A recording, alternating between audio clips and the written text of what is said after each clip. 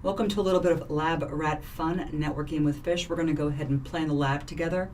We're going to go ahead and play with the Spirent Test Center, a CSR 1000, some ASR 1000 2Xs, 4K, actually string and store 1 is ISR 4K. We're also going to play with the Spirent Test Center, LiveAction, Prime Infrastructure, and also the Lancope UDP director. And just kind of sort of mux it all together also in an IWAN type environment. I'm going to go ahead and use the Spirent Test Center, and I'm going to be sending traffic from 10.3 subnet, which is in store 1 behind string, and I will be sending it to a Spirent Test Center port that is in data center location 1. In this YouTube, we're going to go ahead and keep the focus just on the traffic from the store going into the data center. In the next YouTube, I will go ahead and do a follow-on of going from the data center to the store. The reason being is because of the fact that in this environment, this is a leftover environment that I've much reduced from a CPOC that I did recently. And in this environment, the customer actually had 2 data center locations, and they had a really nice, beautiful connection in between their data centers, a data center interconnection link that was high bandwidth, low latency, just gorgeous. So their design decision was to not put a master controller in data center location 2, as one might do from a design perspective if you don't want a lot of traffic going over your data center interconnection link.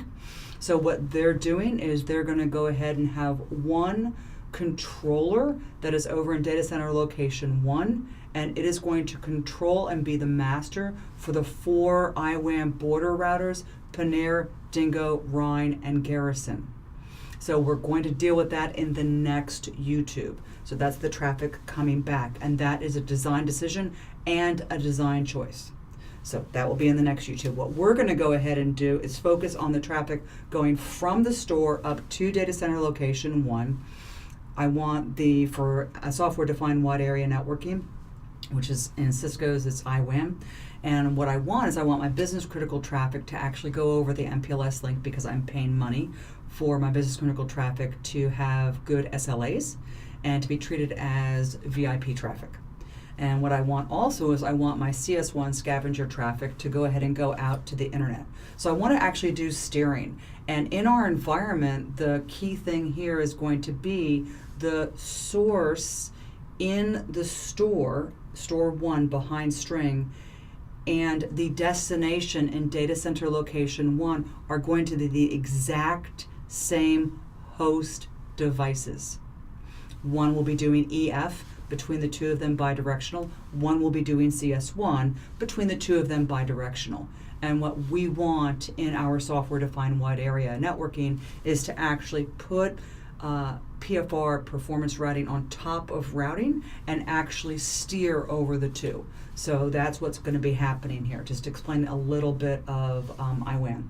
So what we're going to go ahead and do today, and of course you can just pause this and read it yourself, we're going to break things up into 5 different chunks. 1, we're going to look at the IWAN policy and the status. And what we're going to do is we're going to go into the master controller, look around, see what it's supposed to do, which is basically going to say that the DSCP EF is supposed to go out the MPLS, and the scavenger is supposed to go out the INET. And then what we're going to do is we're going to go into LiveAction and see the flows and see the path of the flows. So when string sends it out, since string can either go out Paneer or it can go out Rhine because of the way this has been designed, then the question is, of course, which way is the traffic flowing? Because of course, again, this customer has a very huge data center interconnect pipe, so they're treating both locations as the same, which means that string could actually be sending the EF traffic out, and it could be going to Rhine and then across the data center interconnect, or it could be going up to Paneer. So scavenger class, the CS1, it could be going out the INET, it could be going over to data center location 2, into Garrison across the DCI and to the device, or it could be going up into the internet on tunnel 201 over to Dingo and then to the device. So we're going to look in the LiveAction. The LiveAction is going to tell us which way it's going. Then we're going to go ahead and go into Prime's new IWAN PfR monitoring, and we're going to look for traffic flows over there. Now, I'm going to intentionally have that not work. IWAN's PfR monitoring is newer, so I'm going to intentionally have that not work because I'm using a UDP director. So we're going to go ahead and go into me using the UDP director. Why did I intentionally have it not work? Because of the fact that I want you to see that once I actually configure the UDP director appropriately with the appropriate forwarding rules, poof, the Prime actually gets the traffic flows. So we're going to go ahead and look at that. Then we're going to look at how LiveAction and Prime are both saying what's going on and that it's going the right way and that everything is jiving up. LiveAction is saying the paths are going a certain way, Prime saying the paths are going a certain way, and the CLI is also saying the paths are going that same way out of string and up into the Spirent Test Center. Then we're going to cause impairment. We're actually going to cause delay right here on the MPLS link to the store, and that verify that LiveAction, Prime, and the command line interface all see the same. So again, what we're going to do first is we're going to go ahead and check the IWAN master control policy. So what we're going to do is we're going to go into the domain master controller. Now for us, the domain master controller is actually a CSR 1000V. So if I go to 10.0.0.10, and if I remember actually how to type Cisco 123. So this is my domain master controller, and if we actually do a show ver, what we'll see is that we are a CSR 1000V, and the code version that I'm running is actually 3.16.3. So I'm actually running 3.16.3, which is the code version that I'm running. And if we do a show IP interface brief, if you've never seen a CSR 1000V before, this is actually a VM that is actually inside an ESXi host that I have. You'll notice that this is the strangest iOS XE that you've ever seen.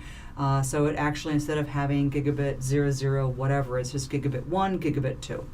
And gigabit 1, just to let you know, is the CPOC, the Customer Proof of Concept Lab, the Cisco CPOC Labs, out-of-band management IP address. So this is the IP address inside of it. So if we do a show run section domain, what we'll actually see is that I am configured to be in domain IWAN 1, VRF default, master hub. The critical thing here is if we actually look down here, because I told you we're going to send EF and we're going to send CS1, and then we're going to use Prime and we're going to use LiveAction to see those two flows, one going over the MPLS, one going over the internet. So right here, if we actually see the EF, I want to go ahead and use policy voice, and I want to prefer the MPLS. And if there's a threshold crossing event that exceeds the policy for voice, I want to move over to the INET. So prefer MPLS. And then down here I have CS1, and CS1 is supposed to prefer the INET, and if there's an issue to fall back to routing. It's also supposed to have policy scavenger. So if I actually do, and you can see my aliases here, if I actually do a show master status, and I do a question mark, actually will auto-complete. So you'll actually see here that, and let me just move this over here a little bit, you'll actually see here that I actually see all of my borders. So I see 21, I see 22, this is Rhine, this is Garrison, I just happen to know, so this is Rhine, it's MPLS, this is Garrison, it's INET, those are over in data center location 2, but they view this CSR 1000V as the domain master controller for them. And then this is Dingo, which is in INET, and this one right down here is R11, or it's MPLS 1. So we can also do a show master exits, and the SHM again is an alias that I have, so show master exits, and we can see I can go out tunnel 101 out of Rhine, or I can go out tunnel 202 out of Garrison, or I can go out tunnel 201 out of Dingo, or I can go out tunnel 101 out of Panir. And it also shows you what our egress utilization is, and it shows you that right now I believe that from the hub to the data center, to the store 1, I'm going out, my CS1 is going out of Garrison over in data center 2, and it is going out of Paneer over the MPLS in data center 1. But as I mentioned, we're going to actually focus in on the store. So this is string. If we do a show DMVPM, I actually have my connections up over to 11, which is Paneer, 21, which is Rhine, 12, which is Dingo, 22, which is Garrison, and I was also playing with some other stuff to a different location, so you can ignore those. Those are also in tunnel 201. They just don't happen to show up in the diagram that we're looking at. So if we go ahead and from here, if we do a show master and then a question mark, and this will show you again, SHM is show domain and then the domain name. I have different customers who want to use different domain names, so I use aliases and I just put them in so I don't have to constantly remember what domain the customer wanted to call it. So show domain IWAN master, and I can do a status.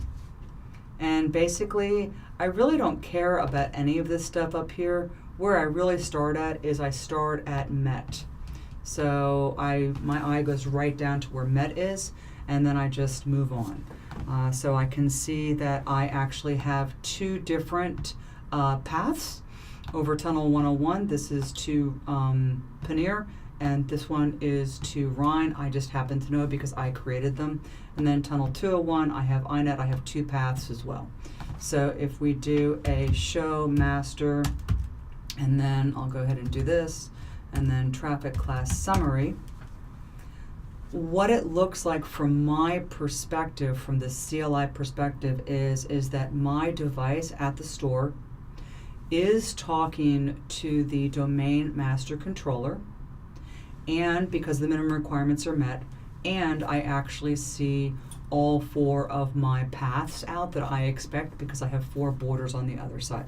My DMVPN's all up, and it looks like to me I'm doing categorizing of the traffic class based on DSCP value. You can do DSCP value, you can also do application based, which would be MBAR2. We're doing it based on DSCP value. It's a little bit simpler and easier. One less thing, I'll talk about MBAR in a future YouTube or blog. So what we actually have is we have the traffic, and this from the store going up. Remember, I knew that the EF was going to go over tunnel 101, which is to the MPLS, and I knew the CS1 was going to go out the INET. So here's the EF, and it's going out MPLS, and here's the CS1, and it's going out INET.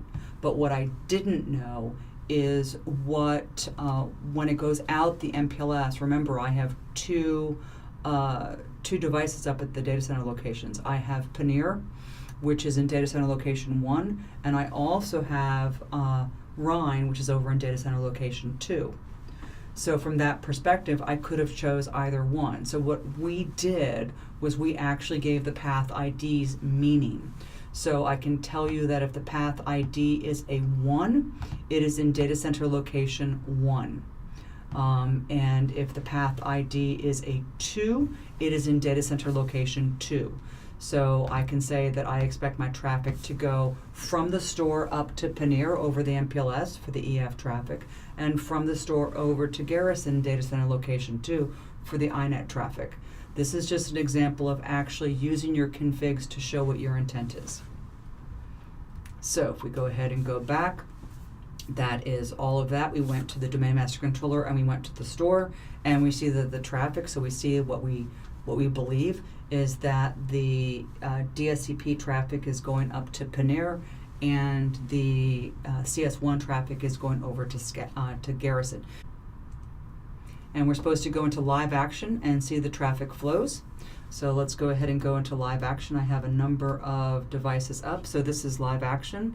So I'm going to do a refresh. I have a filter in here that is store 1 string, and it's actually when string is the source.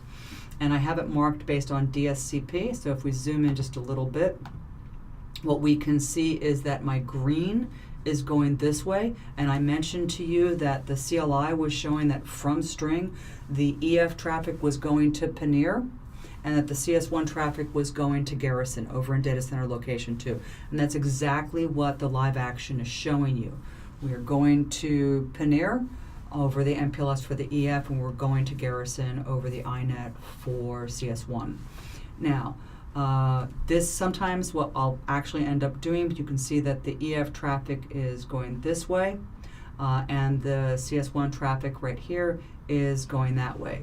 Now what you might see me do later on is actually put a flow DSCP value up here. Now what I'm supposed to do next, according to this, is I'm supposed to go to IWAN's new, to Prime's new IWAN PfR monitoring and look for the same traffic flows.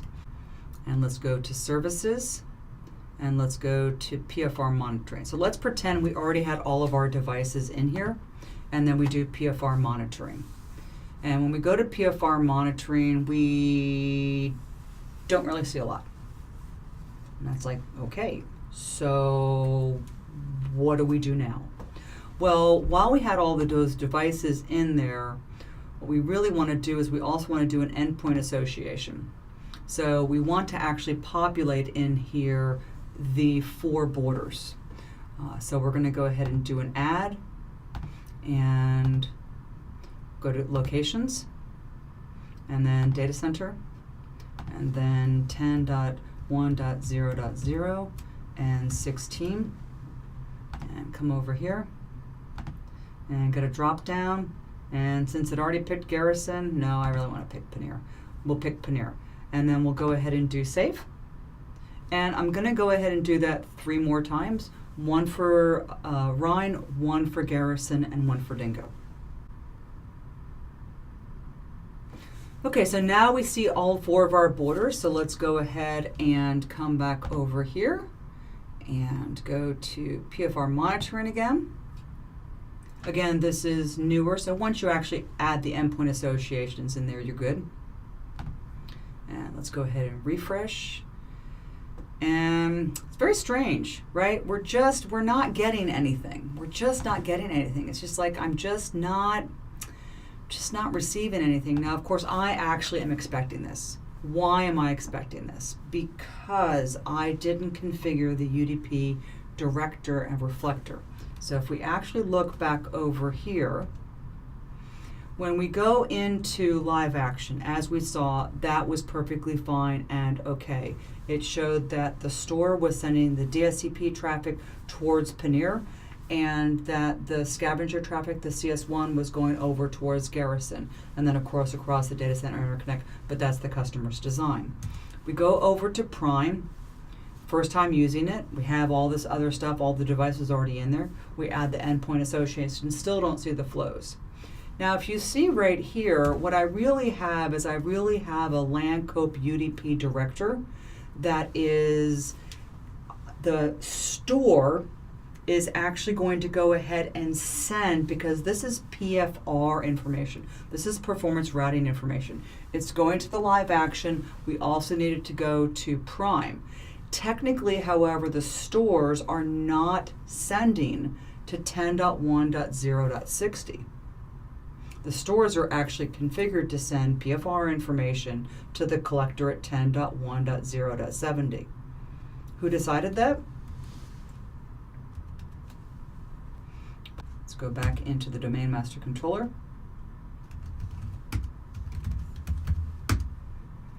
Show run section domain. I guess SRS again is an alias.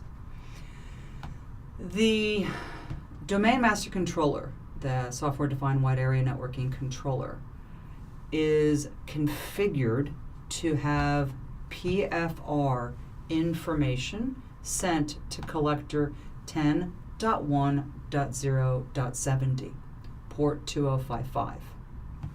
Now, if we actually go to string and we do the same command that we did before, which is a show master status, we will actually see that we were told by our domain master controller to send PfR information, delay, loss, jitter, what's happening, what's going there, to 10.1.0.70.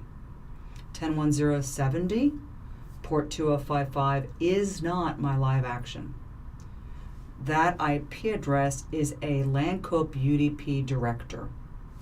And what we're doing is we're actually having the traffic go up to the Lancope UDP director, and then the Lancope UDP director will go ahead and take the packets and listen to forwarding rules, and it will send it on. So what we're going to find is we're going to go ahead and put our detective hat on and put our network detective badge on and do some troubleshooting. I'll go ahead and let you know what we're going to do. We're going to troubleshoot in the Lancope UDP director, which is actually 10.10.70. We're going to find that we have missing forwarding rules. We are sending nothing to the prime. And then we're going to fix the missing forwarding rules. And then we're going to go ahead and do a sniffer capture and see what's happening. Okay? So let's go ahead and go up to the Lancope UDP director. So here's the Lancope UDP director. And we're going to go ahead and go into, and this is kind of sort of cool, this is actually support. You can actually do a packet capture. So these are things that I ran before, so we'll go ahead and delete these. And then we'll say, you know what, I want you to go ahead and start. And I'll just say 1, 1,000, 2, 1,000, 3, 1,000, 4, 1,000. And that'll be enough, and we'll stop. And then I will go ahead and look at the capture.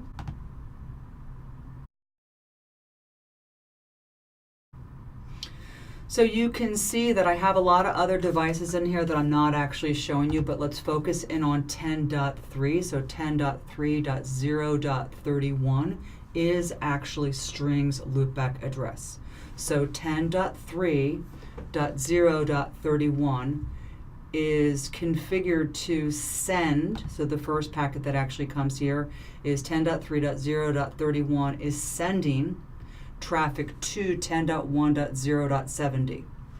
And then what the UDP, Lancope UDP director is doing is it is replicating that traffic. And as you can see, as it comes in, it's then sending it to 10.1.0.60, which is LiveAction. And it's sending it from 10.3.0.31. Now, as you can see here, we're not sending anything at all to prime. So let's figure out why.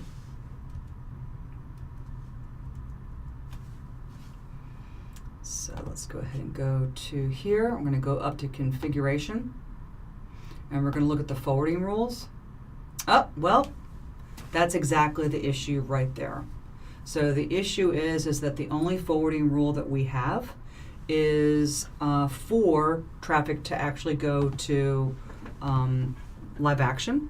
So we want to go ahead and have, I'm going to put prime in here, and this is going to be all, and anything that is coming into us as port 2055, and I want the destination to be 10.1.0.50. Now I want the port to actually be 9991. That is important that you actually know the port number that your end device is receiving on. So let's go ahead and add that, apply that.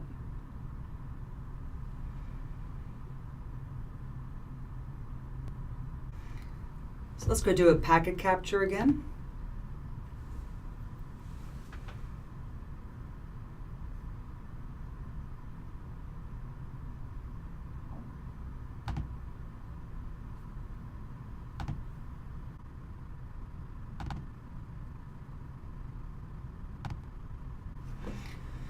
So what we can see, and again, I have a lot of different traffic that's running on here. So let's go look for 10.3. There we go. So this is string, again, 10.3.0.31. It is sending to 10.1.0.70. And then the UDP director is actually taking that, turning it around, and sourcing it still from 10.3.0.31. And it's sending it to the LiveAction at port 2055. And it is also the Lancope UDP director taking that and sending it over to 10.1.0.50 and port 9991 to the prime. So let's go ahead and close that out. And one other thing I do want to mention is that, and I'm very sorry that I have the serial number marked out here, but one thing is that when I actually got this, I needed to talk to somebody who knew this product well so that I could tweak out the VM requirements. So these were the VM requirements that I was told. So I'm going to suggest that you talk to your Cisco person if you actually get the Lancope. There are free applications out there on the internet. I heard there's one called Samplicator, so there are free ones out there. I just used this because I was trying to also learn the Lancope Stealth Watch stuff and thought I'd start with the UDP director. So, I keep on talking about the traffic that we're running, and so let me just show you the traffic that we're running. We're actually sending, this is the traffic that we're running. We're going from the store, so this one's actually going from the data center, and which is 10.1.0.101. And this is the DSCP value, which actually works out to be a CS1, and we're going to the store. We're sending 100 frames per second, and it's at a fixed length of 512. So, and then this is the store talking back. Now, what I want you to see is when I actually toggle this, so it actually comes into the same IP address. This is actually the data center, location 1, 10.1.0.101, sending to 10.3.3.101, and that's the CS1. This is 10.1.0.101, the exact same host, sending to 10.3.3.101, again, the exact same host destination, but this time with the DSCP value of EF. And so that is the interesting thing about a software-defined wide area solution, that you can actually have the steering go into different ways. Now, if you're not familiar with this, I'm just going to show you down here. This is actually, I'm sending 200 frames per second from the head-end data center over to the store, and the store is sending 200 frames per second over to the data center. This is, I have no drops, no reordered, average latency, max latency, min latency, and max latency. Now, what I'm actually going to do in a little bit is I'm actually going to go ahead and play with the delay. So let's go ahead and actually, at this point in time, hop back into Prime, because we already have seen and we've already fixed. We troubleshot the Lancope UDP director. We found the missing forwarding rules. We fixed the missing forwarding rules, and we also did a sniffer capture to make sure that when store 10.3.0.31 is sending the information to 10.1.0.70, it is actually getting sent both to LiveAction at 10.1.0.60, port 2055, as well as to Prime 10.1.0.50, port 9991. So let's go ahead and go back over to our Prime. And so now we actually see that we have traffic going from our data center to the store, and also from our store to the data center. And we can go ahead and come in here, and what we can see is going from the store to the data center. If we look at the voice traffic, that is actually going out tunnel 101. And if we look at the traffic from the store to the data center, the CS1 traffic, it's going out tunnel 201. So we're good there. So what we're supposed to see now is we're supposed to go ahead and cause impairment. So what I'm going to do is I'm going to cause delay on MPLS at store number 1. We're going to verify in LiveAction, Prime, and CLI that they all see the same thing. So I'm going to go ahead and go into what's called a WAN bridge, which is available out on the internet for free. So, and I'm going to cause delay on the physical interface between string and its MPLS PE, and it cause 200. That is going to go past the threshold events, the thresholds for EF, and the policy then is going to be, hey, move over, get off of this, avoid the impairment, and move the EF over. Now I'm going to cause delay, so we'll actually typically see no loss. What we'll see instead on the Spirent traffic generator is we'll see an increase on the maximum latency for the EF, but no increase on the maximum latency for the CS1 because it didn't have an issue. It was over on the MPLS side. And then we'll go ahead and go into LiveAction, and we'll go into Prime, and we'll go into the CLI and make sure that everyone is actually seeing the exact same thing as to where they believe the traffic is going now. So let's go ahead and go into this device here. And again, no drops. And by the way, we will see reordered. And I'm going to go ahead and go into my impairment that is between string. So I'm going to do a custom. And I'm going to say I want to do 200 delay and no loss. So I'm going to do Control-Alt. And what we're going to see here is we're going to see that there was a quick blip. You could barely even see it. A little bit too much traffic. What's happening now is we're actually getting the reordered. So anything that has an EF in the title of the stream, so EF from the data center to the store and from the store to the data center, experienced very high latency, so over 200, because I put 200 in there, right? So the maximum latency it experienced is actually that. Now, if you see the average latency, this is 177, this is 153. What's actually going to happen is over time, that's going to go ahead and go back down again. If I went ahead and did a clear here, we're going to get back down to these settings because I had this going for quite some time. And this is reordered. Now, why did we have reordered, right? Because what's going to happen is the EF traffic, your business critical traffic, is going to go out the MPLS from string over to the other side. The other side is going to go ahead and see that there was delay. How does it know there was delay? Because we're doing intelligent path control. We're controlling your traffic. We listened to it from before. So the other side, Paneer, actually sees that there is delay. And it says, wait a second, there's delay here. So Paneer sends a threshold crossing alert back over to string. And string then says, oh, there's a problem in that other direction from me to Paneer. I need to go ahead and switch over. Now, we had a backup channel over to Ryan, the other MPLS head end over in data center location 2, but we actually were getting, we actually have a backup channel there, so our probes were also having delay on that side as well. So we said, you know what, move over to the internet. So why would there be reordered packets? Because we send the traffic over the MPLS. The other side says, yo, yo, yo, move. So we move over to the internet, but because of that high latency, we still have packets in flight going over the MPLS, which of course he's going to go ahead and continue to forward. So we had no loss, we just had reordered. Now you can see that we went from 177 before down to 175 and 153 or 15 whatever we were down to 151. If I actually clear this here right now, we will see, because I'm just clearing the counters over here, that our maximum latency is very low. So this actually means we are over on, I know what this means, of course, is I know that this means that if I do a show master traffic class before, our EF was going over the MPLS and our CS1 was going over the INET. But if we actually do that same command, which is show master traffic class summary, we will actually see that our EF is going over the INET and our CS1 is also going over the INET. Now, why did that happen? Well, let's look. So if we actually look at the EF one, it'll actually say, because you know what? There was delay. There was delay. I used to be on the MPLS path. That's where I used to be, but I'm on the INET path.